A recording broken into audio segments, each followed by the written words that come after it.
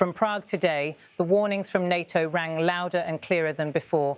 Standing alongside Czech Prime Minister Petr Fiala, NATO Secretary-General Mark Rutte delivered a message designed not for diplomats alone, but for citizens across Europe, Canada and the United States.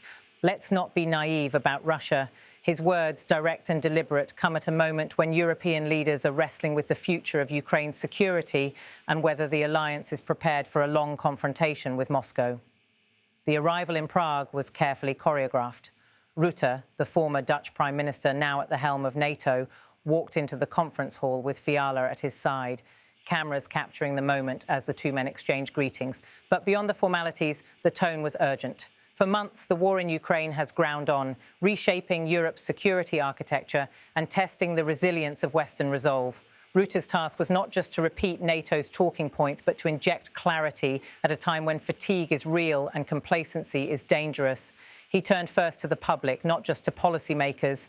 In a soundbite that is already echoing across European media, Rutte said, but to everybody watching this, please, men and women, citizens of the Czech Republic and all over Europe, Canada and the US, let's not be naive about Russia. We know what Putin tries to do, and the evidence is there in Ukraine as we speak, and it's there, let's not forget, for the long term, I'm afraid. These words, stark and unambiguous, were a reminder that this is not a passing storm. Russia's ambitions, he warned, are built for the long haul. The significance of this warning cannot be overstated. Across European capitals, there is a constant debate about the scope of support for Ukraine, about balancing domestic economic pressures with military commitments, and about the looming question of peace negotiations. But in Prague, Rutte was cutting through the noise. His call was simple: vigilance, not naivety. The stakes, he implied, are existential, not optional. He also took time to recognize the role of the Czech Republic. Since 2022, when Russia launched its full-scale invasion, Czechia has been among the most committed allies, sending artillery, tanks and air defense systems, even at the expense of its own limited arsenal. Rutte acknowledged this contribution in direct terms. Czechia is also a staunch supporter of Ukraine. Since Russia launched its full-scale invasion in 2022, you played a significant role in providing military aid to Ukraine. By singling out Prague, the NATO chief underscored that smaller nations, too, carry weight in this conflict, proof that solidarity is measured not in size, but in resolve.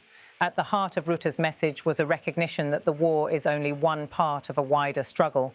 He recalled the NATO summit recently held in The Hague, where allied leaders confronted the threats facing the alliance, from Russia to cyber warfare to the growing axis between Moscow and Beijing. He told his Prague audience, when allied leaders met for the NATO summit in The Hague, they came together around threats that we face, including from Russia, which we all know is not only a challenge today, but for the long term. Again, the theme was unmistakable. This is not a short campaign. This is a generational confrontation that will define NATO's identity. But Rutte was careful not to frame this as endless war. He emphasized the search for peace, though he tempered it with realism. Of course, we're all pushing for an end to Russia's war against Ukraine and a just and lasting peace. And indeed, we just participated in a video conference with European and Canadian colleagues. The phrase just and lasting is deliberate. It signals that NATO does not envision a quick deal that leaves Ukraine vulnerable, nor a settlement that rewards aggression. Rather, it points to guarantees, security frameworks that can hold even after the fighting stops. For many watching in Prague, Rutte's warning struck a familiar chord. This is a country that remembers its own history with Moscow all too vividly. In 1968, the Soviet Union sent tanks into Czechoslovakia to crush reform. Today, those memories resurface as Russia once again seeks to exert dominance over its neighbours. For the Czech public, the idea of not being naive is not abstract. It is a lived memory. And for NATO, choosing Prague as a stage for this message adds resonance. The broader context is equally important. As Rutte spoke in Prague, President Volodymyr Zelensky was meeting European leaders in Paris, pushing for long-term guarantees that Ukraine will not be left defenceless if peace ever comes. In Brussels, defence ministers are debating funding levels and procurement timelines. In Washington, questions persist about whether the US can sustain its leadership role as domestic politics grow increasingly turbulent. All of this forms the backdrop against which Rutte chose his words. His warning is not isolated, it is woven into a larger tapestry of urgency. And yet, beneath the formal speeches lies a more subtle calculation. NATO's new chief must establish credibility quickly. Rutte's appointment came at a time of heightened tension within the alliance, with some members questioning burdens, others seeking stronger guarantees. In Prague, he chose clarity over caution. By framing Russia as a long-term threat, he set the tone for his tenure, one that emphasizes endurance, realism, and the moral responsibility to stand by Ukraine.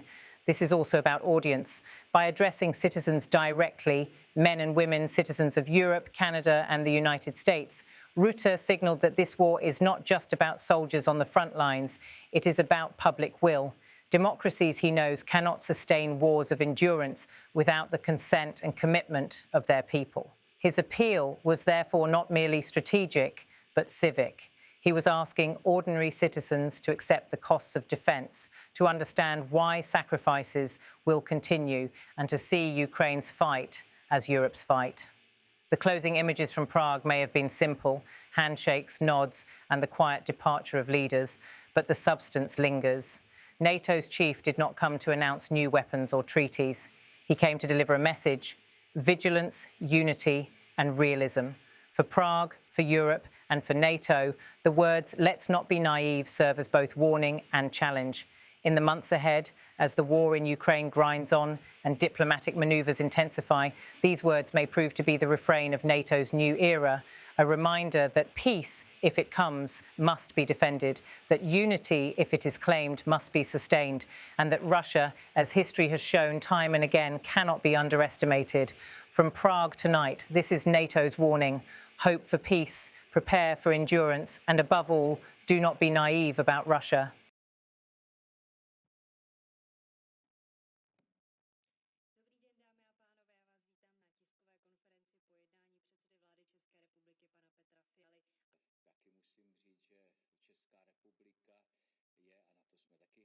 And also intelligence leaders in Europe saying that Russia might be ready by 27, by 29. Ukrajině, aby se mohla bránit, že je potřeba pokračovat v tlaku na Rusko s cílem vytvořit. Thank you so much. Yeah, dear Prime Minister, dear. Já moc děkuji, tiskovou konferenci končím, děkujeme, hezký den.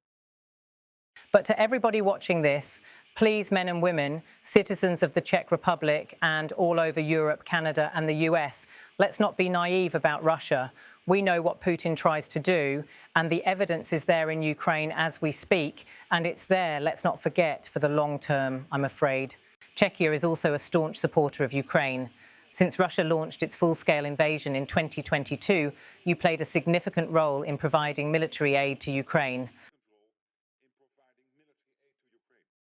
When Allied leaders met for the NATO summit in The Hague, they came together around threats that we face, including from Russia, which we all know is not only a challenge today, but for the long term.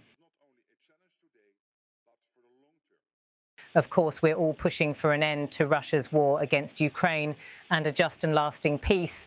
And indeed, we just participated in a video conference with European and Canadian colleagues